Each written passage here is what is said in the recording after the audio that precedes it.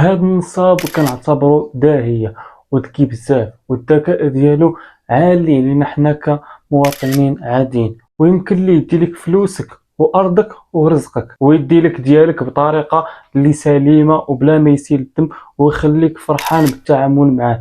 مرحبا بكم في اذكى نصاب داز في تاريخ المغرب. ولكن قبل ما نبدا بغيت نقول لكم عواشركم مبروكه، ونتمنىكم تدوزوا بالصحه والسلامه وطولة العمر ان شاء الله.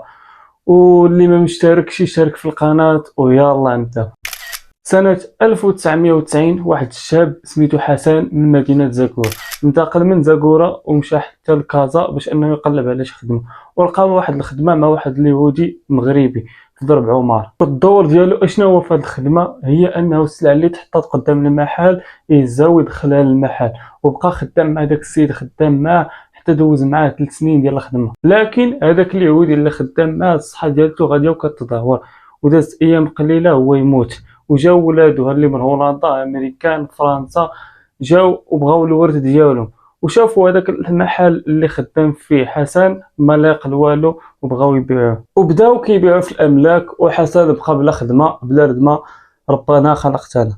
ولكن هذوك الناس عطاوه 1 المليون وقال لي هاك باش تخدي بما تدبر على شي خدمه، حيت عارفين وضرب مع باهم 3 سنين ديال الخدمه، ولكن السيد ما عنده لا ورقه لا جوج، وبقى ساكن في كازا، ومره كيهبط للقهوه. وهنا تعرف حسن على واحد السمسار. هذاك السمسار عنده الهموز بزاف، كيقول ليه هاك السوارت وسير مع هاد الناس هادو وريهم الدار ولا وريهم البرطمه، وديك الساعه الا عجبتهم جيبهم ولقيهم مع السيد. هذه كانت هي الخدمه، وكان هذه هي الدور ديال حسن. وهنا السيد ولا خدام مع السمسار، بمعنى انه ولا هو اليد اليمنى ديال السمسار، وبقى خدام معاه حتى تعرف على واحد العساس كيعس على واحد الاقامات اللي كبيره في كازا. واشنو واقع على هذوك الاقامات؟ هذوك الاقامات مولاهم بناهم وكمل فيهم غير النص، وما مصلوحين ما والو، ما فيهم لا ماء لا ضو، ومالي البنكه مزيرون على شي فلوس، وهو ما حيتو يخلص البنكه ما حيتو يكمل هذوك الاقامات باش يحطهم في البيع. وقال هذاك العساس اللي كاين في هذيك الاقامه الا بان لك شي واحد بغى هذه الاقامه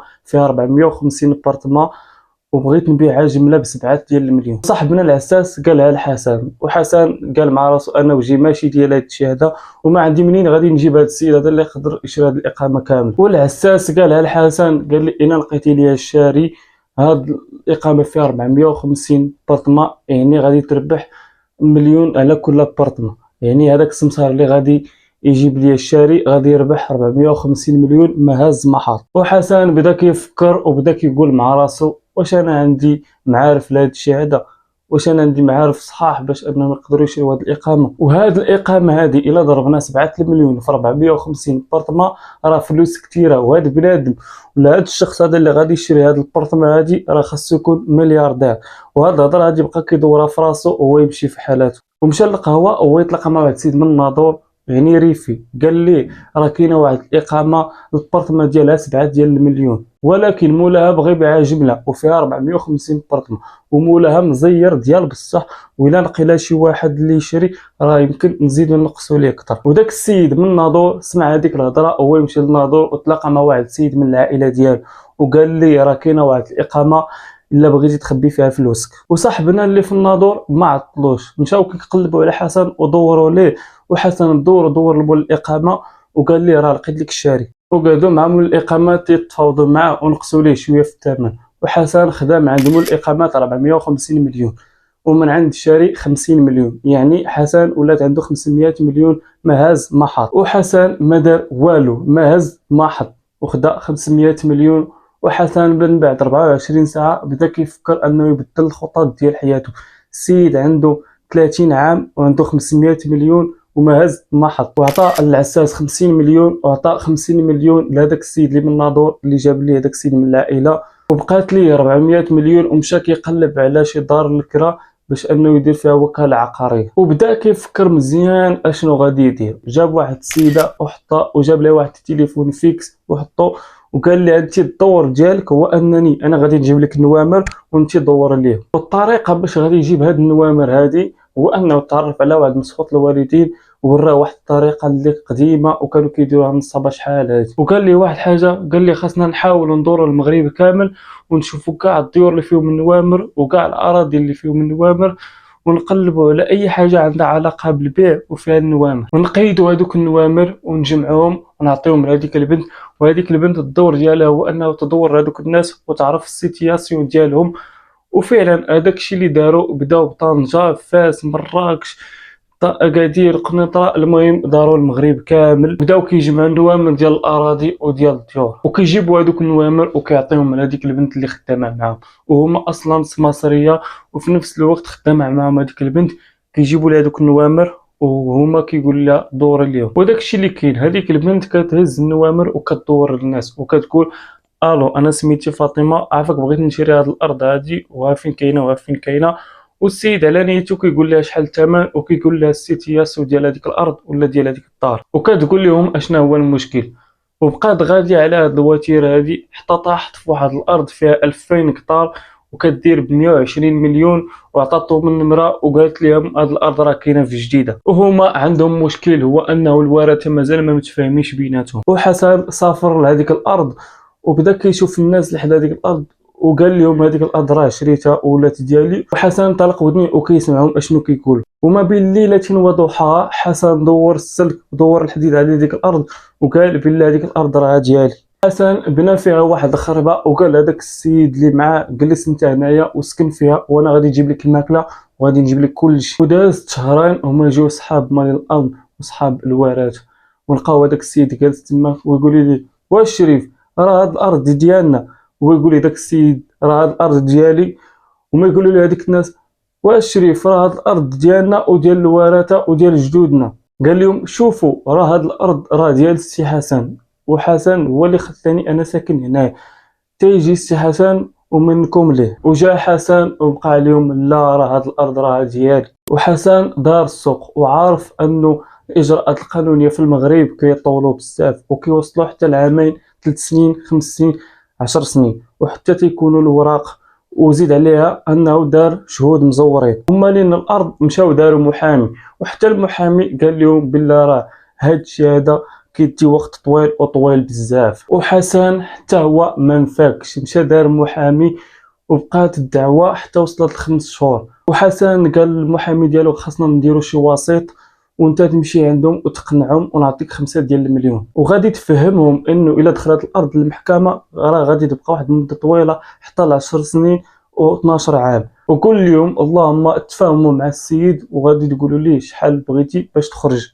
وحسن عارف القيمه ديال الارض شحال ساويه، الارض ساويه 120 مليون، وحسن غادي يطلب لهم 50%. وهذاك الشيء اللي كان. المحامي قال لهم غادي نكون انا وسيط بينكم وبين حسن، وغادي نقنع حسن انه يشد شي بركه ويخرج في حالته. وحسن قال لهم انا غادي تعطوني 50 مليون ولا بيناتنا المحاكم. وهنا هذيك العائله مشاو كيتقاتلوا وكيتسلفوا وكيتكلفوا باش يعطيو 50 مليون لحسن ويخرج في حالته من الارض. ومشى للمحكمه ونزل الملف على اساس انه ما وقع بيناتهم حتى شي مشكل، وعطاهم الارض ديالهم. وخدا حسن 40 مليون في ظرف 7 شهور. السيد عجباتو الفكره والمحامي حتى هو عجباتو الفكره، وصاحب حسن هذاك النصاب حتى هو عجباتو الفكره.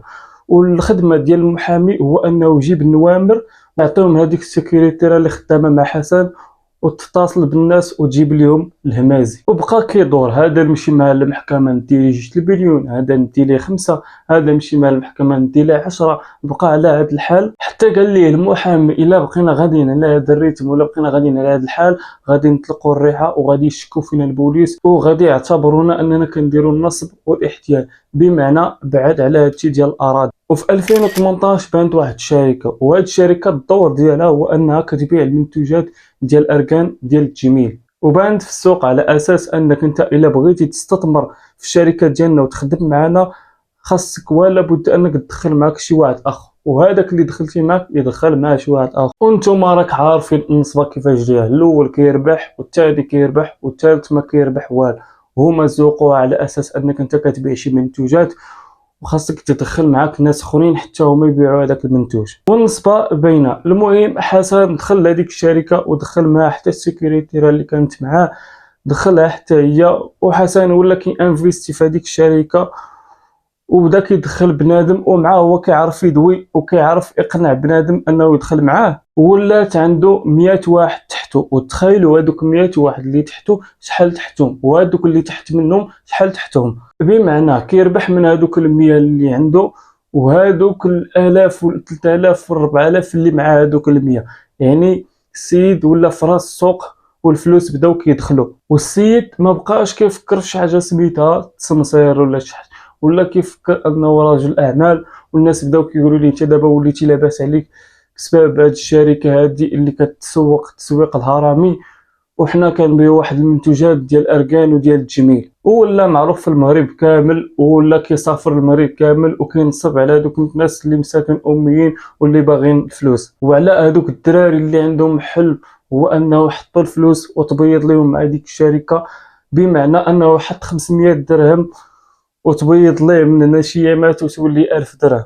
وحسن ولا كيدير التنميه البشريه زعما نصيب، ولا كيمشي عندهم والشركه اصلا كتكون مريزرفا ليا لوطيل، وحسن معاه كيعرف يهضر، كيجمع هذوك العيالات الاميين وكيجمع هذوك الدراري اللي باغيين الفلوس. المهم كيبقى عليهم بالخيطانوس، نتوما غادي توليو لاباس عليكم وغادي توليو دي ملياردير، وحنا كشركه الحلم ديالنا هو اننا نغزيو العالم بالمنتوجات ديالنا. وشوفوني انا كي كنت واحد الانسان اللي فقير، وبسبب هاد الشركه هادي وبالمنتوجات ديالها وليت دي ملياردير، والثروه ديالي كتسوى 900 مليون سنتيم. وكيبقى عليهم بالخيطانوس، وهذوك الشباب مساكن كيريقوا ودموعهم كيغرغروا على اساس انهم شي نهار غادي يوليو حتى هما بحالهم، ولكن كيتصيدوا وكيدخلوا معاه. وبقى على هذا الحال هذا، والسيد مشى حتى لتركيا وكيلوح تصاور في الفيسبوك على اساس اننا حنا فرحانين وعايشين الحياه السعيده. ومساكن هذوك الناس اللي تحت منه كيأملوا انه شي نهار ينقزوا ويوليو في البلاصه ديالو.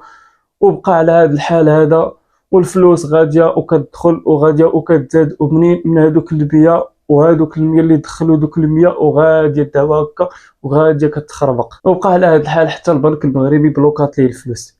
بلوكات ليه الفلوس لانك انت الا كنتي كشركه وكانوا المعاملات ديالك غير قانونيه غادي تبلوكي لك الفلوس، لانه هذيك الشركه المعاملات ديالها كانوا غير قانونيه. غير تقولي لي علاش بلوكاو ليه الفلوس، نقول لكم انه الشركه الا كانت المبيعات ديالها غير قانونيه فالبنكه يمكن لها انها تحبس الفلوس وتبلوكيهم. بمعنى انه مثلا انا شركه وحط مليون في البنكه وبعت وخرجت مليون، ما يمكنش ليا نحط 200 مليون في البنكه. هادشي لا يمكن، سواء كنتي شركه ولا سواء كنتي بيرسونيل، وهذا الشيء غير منطقي. وقالت لهم البنكه جيبوا لينا الوراق نتاكدوا ونشوفوا شحال خرجتوا ديال الفلوس وعلاش خرجتوه، وشحال دخلتوا ديال الفلوس وعلاش دخلتوه ومنين دخلتوه. ومول الشركه بدا كيدخل ويخرج في الهضره، وبدا يقول ان الدوله بغات تنصب علينا وبغات تدي لنا فلوسنا، وحتى حسن دخل معاه في هذه اللعبه، وبداو كيانفيستيو بان الدوله بغات تنصب علينا وبغات تدي لنا ديالنا. وهذوك الناس اللي تحت منهم وهذوك الناس الدراوش بداو كيحتاجوا على انهم نصبوا عليهم، ولكن هذا الشيء غير قانوني وهذا الشيء كاين في العالم كامل. والحاجه الا ما عطيتيش منين جبتيها وعلاش جبتيها كتعتبر تبييض الاموال. وكون شركه ولا كون بيرسونيل ولا كون اي حاجه، حسن عيا ما يناضل وعيا ما يتقاتل، ولكن مول الشركه هبطوه للحبس. حسن شاف القضيه غاديه وكتحماض وغاديه وكتصعب، ويقول الا بقيت غادي وجاي معاهم غادي يقشعوني وغادي يقول لي حتى انت من اين لك هذا. اللهم نرجع للتمصير ديالي، رغم انني مشات لي بزاف ديال الفلوس بقات ليه واحد البركه اللي قليله باش انه يرجع ينصب. وبدا كيرجع للخطه القديمه، النصب والاحتيال، بحكم انه كيعرف بزاف ديال الناس وبزاف ديال الجمعيات كاينين في كازا. وداك الشيء اللي كان دار واحد الجمعيه ودخل معاه مراته وداك السيد صاحبه، ودخل معاه واحد النصاب اخر، بمعنى ولاو 7 ديال النصابه وديال الخوايضيه. والدور ديال هذه الجمعيه اشنا هو؟ الدور ديالها هو انه يجمعوا 100 امراه مطلقه ولا ميت لها الراجل ويعطيوها 500 درهم. 500 درهم ماشي فلوس، ولكن 500 درهم قفه يعطيوها لكل 100 امراه. واشنا هو الدور ديال حسن؟ الدور ديال حسن هو رئيس ديال الجمعيه، هو اللي غادي يمشي عند الشركات ومعاه كيعرف كيفاش يهضر وكيفاش يقنع بنادم. كيمشي عند هذوك الشركات وكيقول لهم نتوما مخلصين الفلوس مخلصينها، حاولوا هذوك الفلوس اللي بغيتوا تخلصوا بهم الضريبه عطيوهم لينا، والدوله ما غادي تقول لكم والو. دوك الفلوس غادي تعطيونا منهم حنايا 50% حنا كجمعيه، والفلوس غادي نعاونوا بهم هذوك العيالات المطلقات والعيالات اللي ميت لهم الراجل، وحنا غادي نعاونوهم بقفه. والشركات كيعتبروا هذه القضيه هوته، وحسن كيدفع الملف وكيشد الفلوس فعلا وكيدير هذيك السينما بانه حنا كنعاونوا 100 مراه، وكل 3 شهور كيزيد 150 200 مراه مطلقه وميت لها الراجل وكيعاونهم ب 500 درهم ديال القفه. والسيد مره كينقب ومره كيحط الفلوس في الكونت ديالو. وباش بهذاك العمل الجمعوي اللي كانوا الناس والشركات والمحسنين الكبار في كازا كيتعاونوا معاه باش يتعاون مع دوك العائلات المطلقات، وبقى على هذا الحال وعرف ان الفلوس كاين في هادشي ديال الجمعيه، وعرف راسو بانه تعطل بزاف. وهنا بدا كيدير الاستراتيجيه الثانيه. الاستراتيجيه الثانيه هو انه كيجمع الفنانين والناس اللي لاباس عليهم والشركات وكيديروا واحد الحفله وكيدير واحد التضامن، وهذيك الفلوس اللي تجمعات غادي يشري بها واحد الماطر ديال الناس المعوقين واللي هي 50 موطور. السيد جمع هذيك البركه في جيبو وشرى 10 ديال الماطر وصورهم وقال هذوك 40 الاخرى اللي بقات غادي نخلصهم. وهنا هذوك الناس المكفوفين ولاو كيمشيو كيخرجوا للرأي العام، يعني كيمشيو لهذوك الجمعيات الاخرين. وهنا حسن عرف بلا راه طلق الريحه وقال الماطو خاصنا نديروا الجمع العام ونخليو شي واحد رئيس في هذه الجمعيه ونهرب. وفعلا هذاك الشيء اللي كان دار الجمعيه وانتخبوا واحد جديد وخرج مراته كانت هي الكاتبه العامه ودار الجمع. وهنا الدوله ما عندها فاش تحاسب وقال غادي نهرب للقنيطره وغادي نبدل استراتيجيه، هي انني غادي نحاول نقلب على شي واحد اللي نتشارك معاه. وشرى دار في قنيطره ومعاه المدام ديالو ومعاه هذاك السيد اللي كان معاه من الاول ما تخلاش عليه، يعني ولا هو اليد اليسرى ديالو وباقي خدام معاه. وبدا كيقلب على شي محل كراء بغى يدير فيه وكاله سياحيه، بمعنى انه غادي يدير مواطنين من المغرب للعمره. والاثمنه كيبدا من مليون، مليون ونص، 2 مليون، على حسب انت اشنو بغيتي، واش بغيتي تمشي مع الجروب ولا بغيتي تمشي بوحدك ولا بغيتي تمشي مع المدام ديالك. يعني موفر جميع الظروف، يعني انت وشنو بغيتي وجميع الاثمنه. وربا واحد الحياة باش انه يحاول يبعد عليه الناس ولا كينصح الناس انهم يمشيو للعمره باش انهم ما يشكوش فيه انه جاي من كازا وانه نصاب، ولا تمشي معهم حتى للعمره وتطبر على كونطرات ديال العمل في ديزوتيل في قطر، السعوديه والامارات، وتعرف على ناس خليجيين. وفعلا هذاك الشيء اللي دار. ما كيجي عنده شي سيد باغي يمشي للعمره كيستاشر معاه وكيقول ليه واش عندك شي ولد غير جالس في الدار ما كيدير والو، راه كاينه واحد الخدمه في الامارات الا بغى يمشي ليها. وكيبين لهم انه هو باغي غير يتعامل معاهم وكيوقف مع داك السيد وتيوريه فين غادي يوقف وفين غادي يمشي وكيقطع عليه التيكي ديال الطياره وكيوقف معاه حتى يمشي. وبقى على هذا الحال هذا كيدير الخير في الناس وكيتعامل مع الناس، وهذا كيصيفطو وهذا ما كيصيفطوش. المهم بقى على هذا الحال هذا، وبزاف ديال الناس مشاو للخليج على يديه. حتى لنا كلشي مزيان، ولكن اللي فيه شي بليه فيه ولا كيجيب الكونطرادات مزورين وكيقول لعباد الله انه كاينه واحد الشركه ديال الفلاحه كاينه في اسبانيا وانت غادي تخلص 50% هنايا و50% حتى توصل لاسبانيا، والكونطرادا دايره غير 2 المليون، يعني غادي تخلص مليون هنايا ومليون حتى توصل لاسبانيا. وداكشي اللي كاين اللي كيجي باغي يمشي للعمره كيبروبوز عليه هاد الهضره هادي وكيقول ليه راه كاينه واحد الكونطرادا لاوروبا الى عندك شي ولد غير مريح وجالس في الدار 6 شهور غادي يخدمها تماك و6 شهور غادي يرجع، والكونطرادا دايره ب2 المليون، نص غادي تخلصوا هنايا اللي هو مليون ونص غادي تخلصوا ليه حتى توصل وحتى تخدم كاع وما كاينش المشكل. وزور هذوك الاوراق وكيبيع الكونطرادات على اساس بنادم غادي يمشي للسباليون، والناس مساكن غير دراوش. كاين اللي باع موطورو، كاين اللي مشى باع شي حاجه اللي زيزه عليه، كاين اللي مشي تسلف من عند والديه باش انه يجمع هذيك الفلوس ويعطيها الحسن على اساس انه يمشي للسباليون. وبقى على هذا الحال هذا يبيع ليه هذا يبيع ليه هذا يبيع ليه حتى خربق الامور. وبنادم كيجي عنده وتيقول لي هاد الشهر شهر الله، هاد الشهر شهر الله، حتى جات كورونا هو يفرح حسد لانه كل شيء سد وكاع المطارات سدوا، وكيجيو عند الناس تيقول لهم راه حتى انا ما خدامش والوكاله ديالتي حتى هي ساده وعليا كريديات. والناس مساكن تيجيو على الحسن وتيقول لهم عطيني غير النص ولا عطيني غير الربع، وحسن كيقول لهم القانون لا يرحم المغفلين، انا ما عندي ما ندير لكم، راه الدوله هي اللي سدات المطارات، وراه الدوله هي اللي سدات كل شيء، وبدات تقول لهم ها الكونطرادات ديالكم نهار يحلوا المطارات انا اللي غادي نوقف لكم على الفيزا ديالكم وغادي نوقف معكم حتى توصلوا للي. وبدا كيخرج ويدخل عليهم في الهضره، ولكن صاب في واحد الوقيته بدا كيستسلم وشاف واحد السيد وقال لي غادي نبيع لك هاد الكونطرادات بمليون، وهذاك السيد حتى هو طمع وشد من عنده هذوك الكونطرادات وعطاهم ليه. والسيد حمق حسن فين ما كيمشي كيصورو وكيدور ليه، حتى لواحد النهار هذاك السيد المسكين اللي كان بغى يديكلاري بحسن كان جالس في واحد القريه وكيشوف حسن كيهز في الرحيل وباغي يمشي من القنيطره،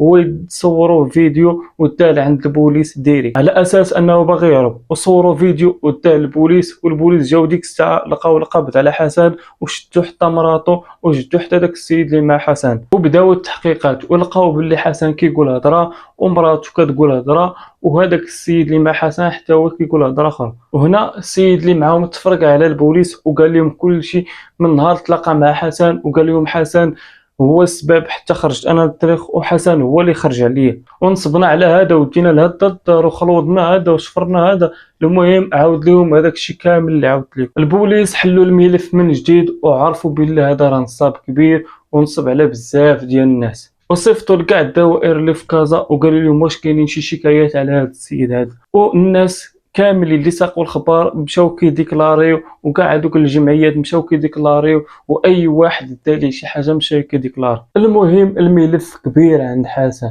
والبوليس حاولوا انه يستنطقوه واعترف لهم بكل شيء، وحسن حكموا عليه بالمؤبد وحكموا على حتى المدام ديالو وحتى داك السيد اللي تيكون معاه، وجبدوا كاع هذوك الناس اللي كانوا كيعاونوه من قبل واللي كانوا كيعملوا شحال هذا. النصاب حسن كون استعمل الذكاء ديالو فيما يرضي الله واستعملوا في التجاره واستعملوا في شي حاجه اللي حلال، كون كان في موقع اللي زوين دابا وما يكونش في هاد السيتياسيون اللي فيها دابا هو. وبغيت ننصح كاع هاد الناس هادو اللي عندهم هاد الذكاء طالع على الناس العاديين انهم يخدموا حلال ويجيبوا فلوسهم حلال، لانه الرزق ديالكم راه كاين راه غير انت الا بغيتي تمشي للحرام وصافي. والقصه ديال اليوم فيها بزاف ديال العبار، وما بين هاد العبار هادو هما دوك الدراري اللي كتلقى عندهم حلم باغيين يمشيو لاوروبا وكيحطوا 5 7 ديال المليون، وبين ما الا حطوا هذيك 7 ديال المليون وداروا بها شي مشروع في المغرب غادي يسر لهم الله احسن من الا مشاو لاوروبا، واوروبا ما بقى فيها ما يدار. والعبره التالي هما دوك الناس اللي كيديروا التسويق الهرمي هذاك الشيء الاخوان باب النوش، راه الا حطيتي فيه فلوسك راه غادي يمشيو اليوم ولا سوا غدا، المهم فلوسك ما غاديش يبقاو، وحضروا راسكم وتهلاو.